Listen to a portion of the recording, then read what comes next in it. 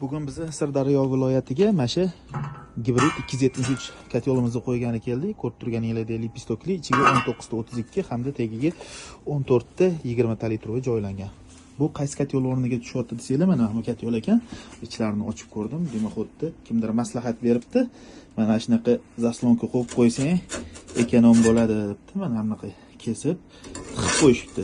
Bitta narsani bilinglar. Mana shu dimoxod yopdinglarmi, gazda ekonom qilaman deb ichidan kondensat beraveradi. Chunki issiqlik tepaga chiqmagandan keyin kondensat oqadida katyollarning asosini chiqarib tashlaydi. Bu diplomat katyol ekan. Bu yerda mana bunaqa 8 tali garelka qo'yilgan, ekan. Ichi polniy popkadan tashkil topgan. Men har doim aytaman, popkali katyol ekonom qiladi deyshadi-yu, ekonomist emas. Bu o'zi asosan o'tin ko'mirga moslashgan katyol bo'ladi.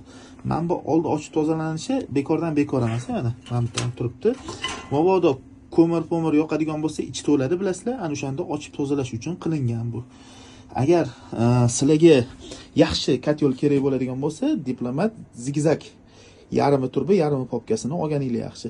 Past tomoni turbali, tepa tomoni popkali bo'lgani yaxshi. Chunki teplabmenlik har doim 30 sm hisoblanadi. O'sha issiqlikni qabul qiladigan joyi shu turbalar issiqlikni yaxshi qabul qilgani uchun turbadan foydalansanglar, keyin qolganiga issiqlikni ushlab qolishga harakat qilsanglar, maqsadga muvofiq bo'ladi, keyin katyol cho'tki ishlaydi.